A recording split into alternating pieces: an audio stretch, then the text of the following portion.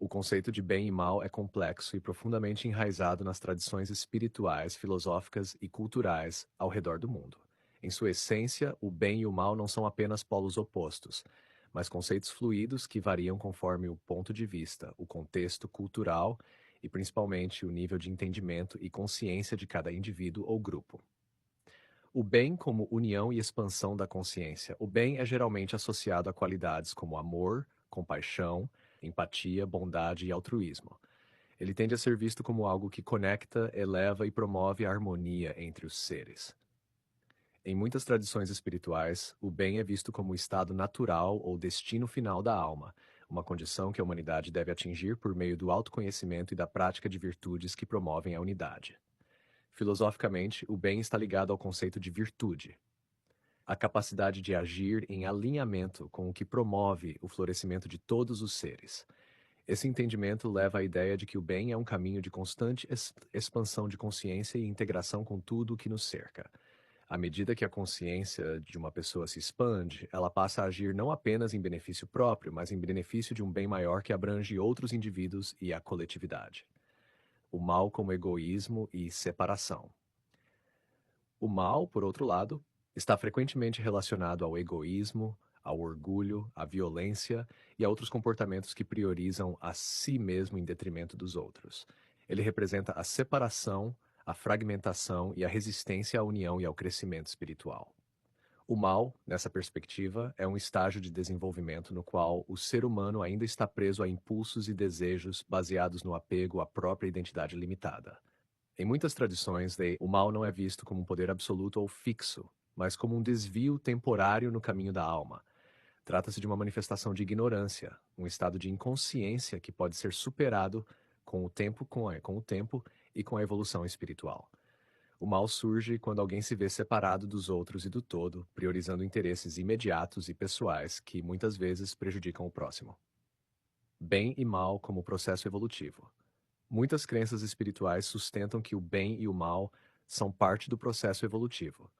Segundo essa visão, o ser humano nasce com uma cegueira ou ignorância espiritual, um estado inicial em que a consciência está voltada para si mesma, sem um entendimento profundo das leis espirituais ou da interconexão entre todos os seres. À medida que a pessoa passa por experiências e aprende com os erros e acertos, a consciência se expande e, gradualmente, o bem se torna mais natural, enquanto o mal perde a força. Esse processo de aprendizado é contínuo e exige um esforço de autotransformação, onde o ser precisa enfrentar suas sombras, seus impulsos negativos como o orgulho, o ressentimento e o egoísmo. O autoconhecimento permite que o indivíduo veja esses elementos, entenda suas raízes e os transforme, permitindo uma existência mais em harmonia com o bem. A relatividade do bem e do mal. A visão de que bem e mal são absolutos e fixos é desafiada por muitas correntes filosóficas, que argumentam que esses conceitos são relativos e dependem do contexto e do estado de consciência. O que pode ser considerado mal em uma situação pode não o ser em outra, dependendo da intenção e das circunstâncias. Em muitos sistemas de crença, a intenção por trás de uma ação define seu valor moral. Uma ação aparentemente boa pode ser motivada por orgulho ou vaidade, e, portanto, não ter valor espiritual. Inversamente, um ato que parece mal pode, em certos contextos, promover aprendizado e crescimento. Bem e mal como experiências educativas. Na visão cíclica e educacional da vida, o bem e o mal são vistos como experiências que o ser humano vivencia para seu aprendizado e crescimento. O mal, portanto, não é uma condenação ou uma força externa, mas um reflexo de nossos próprios atos e atitudes que retorna para que possamos experimentar o que causamos ao outro, promovendo o autoconhecimento e a empatia. Esse retorno pode ser explicado por conceitos como karma, onde as ações têm consequências que se manifestam para que o indivíduo tenha a oportunidade de aprender. Essa experiência da dor ou do sofrimento causado pelo mal praticado é vista como um impulso para a transformação interior.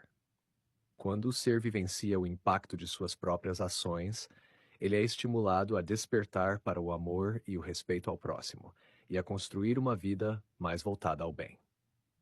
A superação do mal pelo amor e compaixão.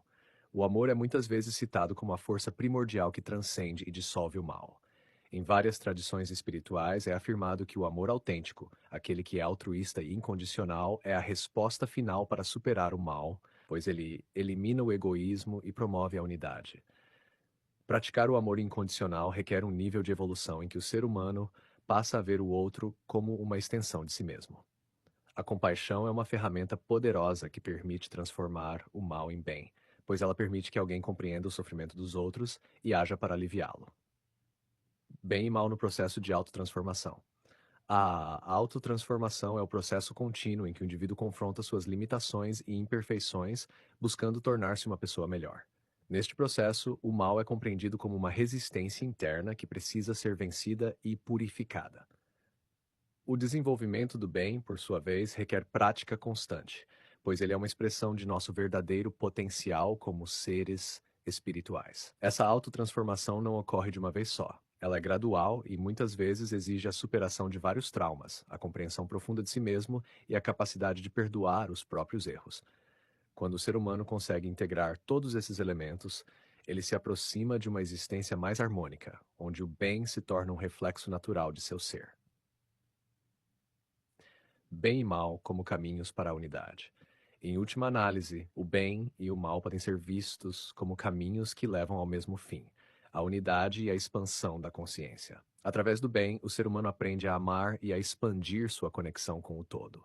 Pelo mal, ele aprende as consequências da desconexão e da falta de empatia, o que o incentiva a buscar um caminho de retificação e elevação.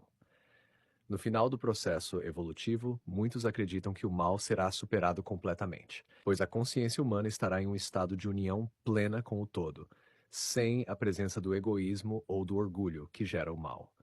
Neste estado de unidade, o ser humano compreende que o bem é seu estado natural, enquanto o mal é uma condição temporária e passageira que serve como ferramenta de aprendizado.